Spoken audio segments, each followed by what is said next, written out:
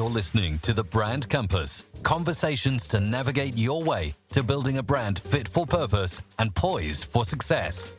Here's your host, Shelley Rostlund. Well, hello there. Thanks for tapping on this episode today. If you're new to the show, welcome. This is a place where we chat about all the juicy bits that come up for us as micro businesses, where our brands meet the humans we serve. If you've become a regular of the show, I'm awfully proud to be part of your routine and that you've chosen to listen to this topic today, which is all attached to the name that you have chosen for your business or your brand. Now, before I tackle this topic, I just want to be honest and upfront with you. Everything that I'm about to share is about my own experience and opinion, and based on working with my clients and in being a rather brand sensitive consumer. I am no means a brand name guru or expert, and everything I'm going to walk you through in this episode is coming from a practical experience, and I'll hope you'll take what you need from it to help you if you're struggling with this topic. Some of my business consulting background has actually come from franchising, where I learned a heck of a lot around the value of a structured format business, as well as the value of trademarks, IP, and name.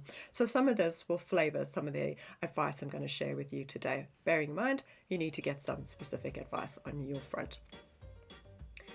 Naming your brand or deciding on a brand identity for your business to operate under is something that comes up in a few different times in your business journey. The most obvious ones being when you first start up, when you grow or diversify, when and if you pivot, so completely change what it is that you're doing.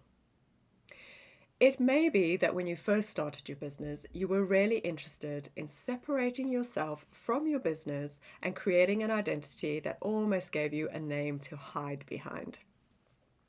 Then potentially you've gotten a couple of years down the line and you're at a point where you've got to almost decide what it is that you are wanting for the future.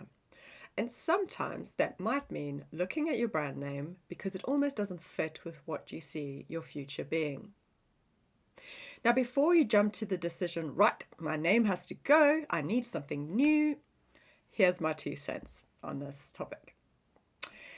Your decision to change has a few consequences, which I just want to remind you about when you are considering whether you want to change your brand name. And I'm going to drill down on each of them, but I'm going to just quickly give you what the 4 points are that I'm going to be talking about. So number 1, the length of time you've been in business. Number 2, your brand architecture. Number 3, your desired future for the business. And number 4, change for change's sake. But I'm going to drill down on each one of those now. So number 1, the length of time you've been in business. I want you to reflect on the amount of time you've been doing what you've been doing, as well as the amount of effort you've been putting into being recognized in your industry or field or just amongst your target audiences. When you've put years into your business, especially when you've gotten past the 5-year mark, you're heading towards the 10-year mark, there is goodwill and reputation recognition that you have grown as a result of being the great business that you are. This reputation will be intrinsically linked to the name or identity of your business. This has value and it will have impact if you change your name. Number 2, brand architecture. So, what this means in real terms is that perhaps you don't have to change your name per se, but potentially there's an opportunity to create a sub-brand or to potentially bolt on your personal brand as a subject matter expert or a knowledge expert, which may naturally sit nicely with your current business brand. You may even look at packaging a new specific offer and give it its own identity under your business name. The third element is, what about your future? What does it look like?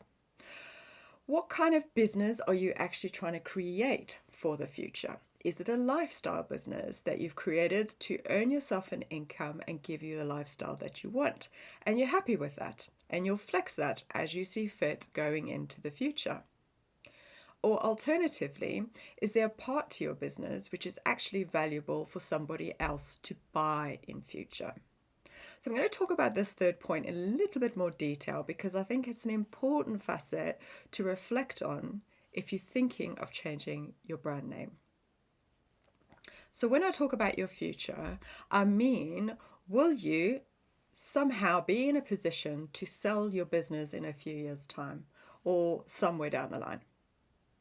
This can be true for lots of people, but it's not always true for everyone. So it could be that you're creating something that's quite easy for somebody to acquire. For example, you may have a very systemized method of retainer service with a solid database of clients, and it could almost run itself. And there are businesses who would be very interested in buying it. The secret being that the model that you've created isn't actually dependent on you, but potentially you have been the driver in building it and growing its reputation.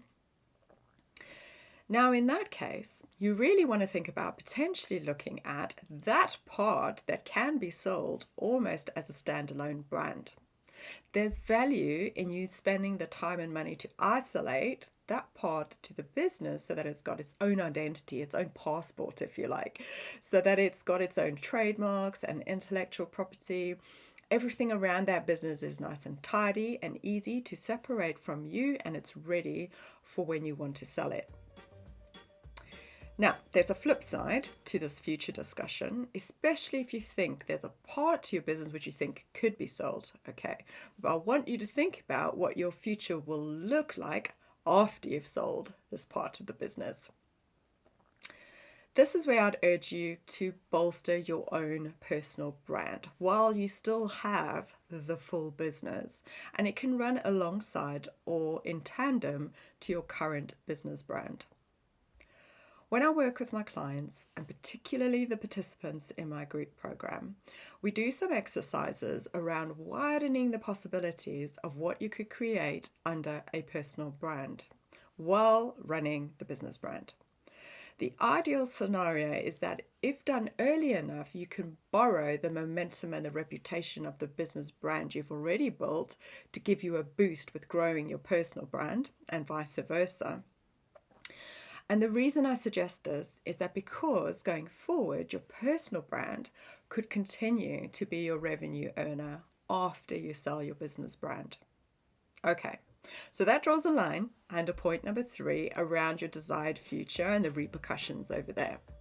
Now, the fourth and last aspect that I'd like you to consider if you want to change your name is this. Are you just plain bored and you want something new? Think long and hard and honest and reflect honestly.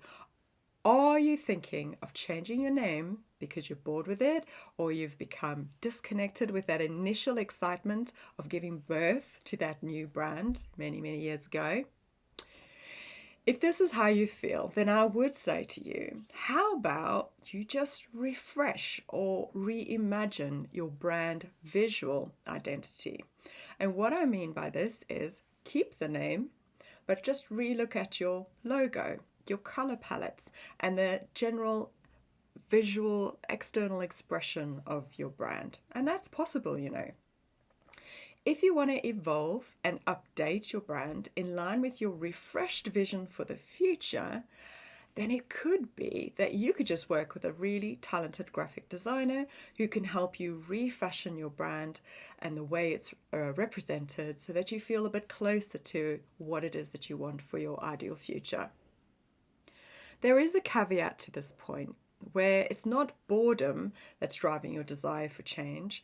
It could be that there's something viscerally affecting you about your brand name. So I mean, like, to your core, it actually hurts you, okay? And that could be that your business name is either linked to a bad experience of the past, or it's become a bad experience as you've gone along. It's just completely off the mark with where you're wanting to go with your business. Or it links you to a subject or a topic that you're actually trying to distance yourself from going forward.